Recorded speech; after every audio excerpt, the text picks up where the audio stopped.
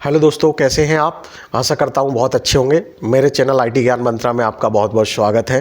तो जैसा कि मैं आपके लिए इन्फॉर्मेटिव वीडियो बनाता रहता हूँ और जो मैंने एक्सपीरियंस जो फेस किए हैं, जो भी मैंने प्रॉब्लम फेस की हैं, वो आपके साथ शेयर करता रहता हूँ। तो आज का जो टॉपिक है बेसिकली वो है FTP सर्वर माइग्रेशन के रिगार्डिंग कि FTP सर्वर्स को माइग्रेट करने में क्या क्या चैलेंजेस आते हैं और हम कैसे माइग्रेट कर सकते हैं, और हमने जब माइग्रेट किया तो क्या चैलेंजेस फेस किए। तो वो आप इस छोटी सी वीडियो से देख करके आप आगे प्लानिंग कर सकते हैं कि कल को आप कुछ ऐसा FTP सर्वर माइग्रेट करना चाह रहे हैं तो उसमें क्या क्या चैलेंजेस आएंगे। तो ठीक है, let's start this video on this FTP server migration point. इसमें बेसिकली क्या था, एक हमारा कस्टमर था तो उसका FTP सर्वर जो है ऑन प्रेम डेटा सेंटर पर चल रहा था। तो ड्यू टू ओल्ड हार्डवेयर और आउट ऑफ वारंटी सपोर्ट जो है हम उस सर्वर्स को माइग्रेट करना चाह रहे थे। तो जब FTP, क्योंकि उस सर्वर पर हमने देखा कि FTP और SFTP सर्विसेज दोनों चल रही थी। अब जब FTP और SFTP दोनों सर्विसेज चल रही थी तो वहाँ बेसिकली आपको पता होगा कि दोनों ही अलग अलग पोर्ट यूज़ करती हैं, और FTP जो है वो पुरानी सर्विस है और SFTP नई सर्विस है। तो SFTP जो होती है बेसिकली सिक्योर थोड़ी सर्विसेज मानी जाती है और FTP थोड़ी सी वल्नरेबल सर्विस होती है। तो हमने पाया कि क्योंकि प्लान सब कुछ कर चुके थे कि FTP सर्वर माइग्रेट करना है, और वो FTP सर्विस जो है पब्लिकली वेंडर्स एक्सेस करते थे। कुछ वेंडर्स जो थे बेसिकली वो अपना डेटा अपलोड करने के लिए SFTP पर और FTP पर यूज़ करते थे। तो हमने प्लान किया और देखा कि SFTP सर्वर का तो माइग्रेशन हो जाएगा।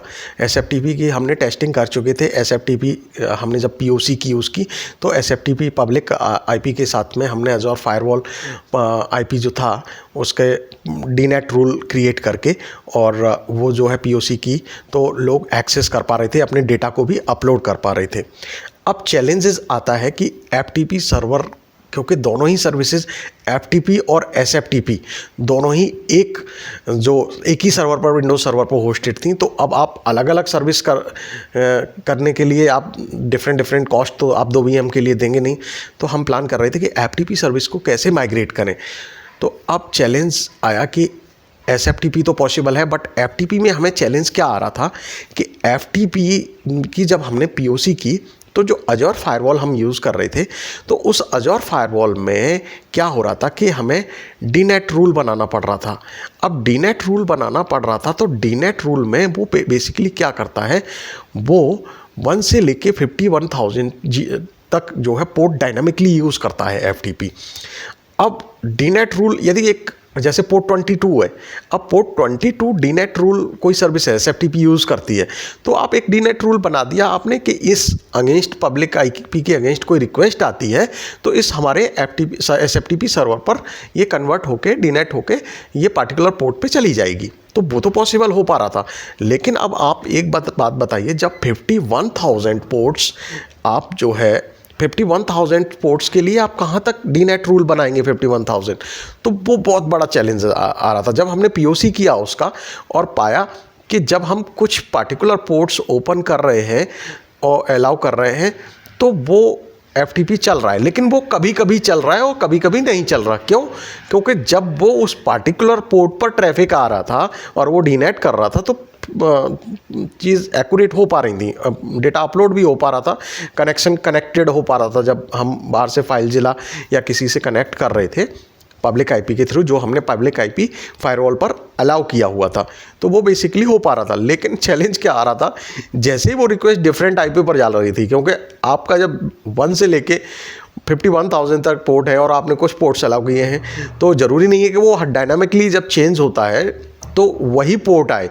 तो उसमें बेसिकली क्या हो रहा था कि जो है वो बार बार कनेक्शन फेल्ड हो रहा था जब भी कनेक्ट कर रहे थे। तो अब ये हमारे लिए एक बहुत बड़ा चैलेंज बन चुका था, क्योंकि अब माइग्रेशन SFTP तो चल रहा है, FTP नहीं चल रहा है।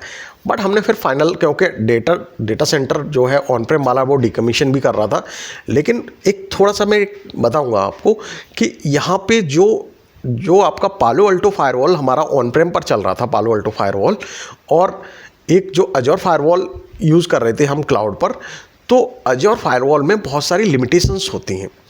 जो पालो अल्टो फायरवॉल होता है वो, क्योंकि वो स्पेसिफिक ही और पुराना हार्डवेयर है, पुरानी कंपनी है, इनके पास बहुत सारी चीज़ें ऐसी होती हैं कि जो सपोर्टिव होती हैं और बहुत सारे फीचर्स होते हैं जो आज भी अज़्योर फायरवॉल में पॉसिबल नहीं है।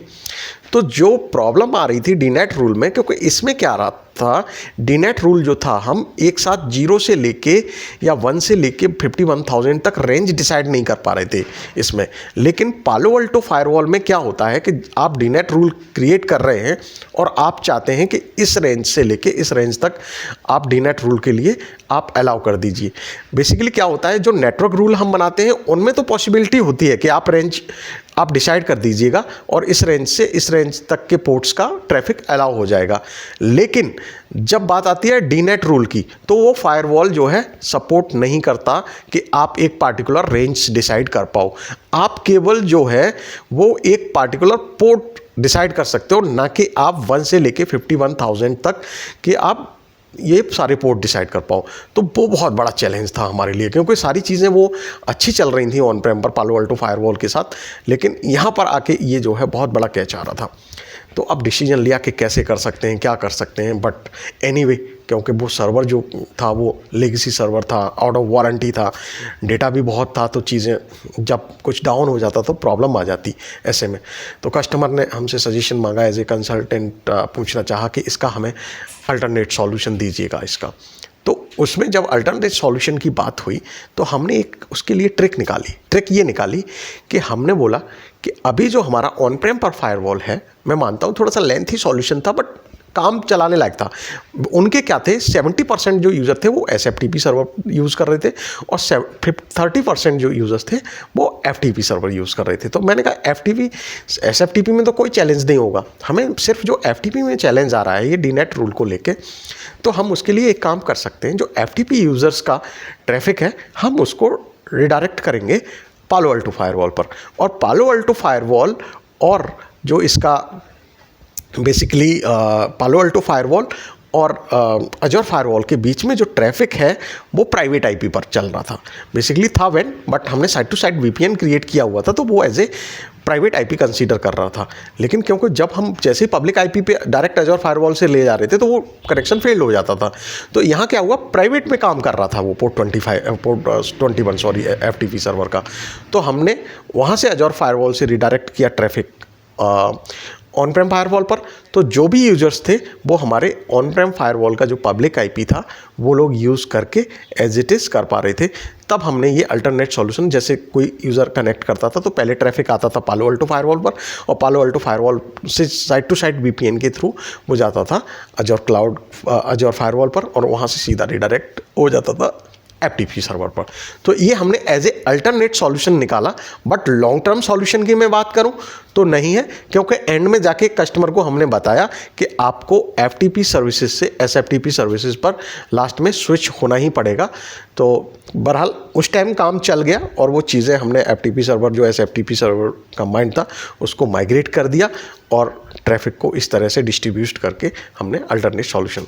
तो आशा करता हूँ ये जो हमने चैलेंज फेस किया और मैंने आपको बताया कि कैसे कैसे हमने इस चैलेंज को हैंडल किया और उसके लिए हमने क्या अल्टरनेट सॉल्यूशन निकाला, तो ये आपको वीडियो अच्छी लगी होगी। और ऐसी ही वीडियो में आपके लिए जो भी मैंने प्रॉब्लम फेस की हैं अपने एक्सपीरियंस में और रियल इन्वायरमेंट में, तो वो आप चीज़ों को समझते रहेंगे और मैं बताता रहूँगा और आप जानते रहेंगे।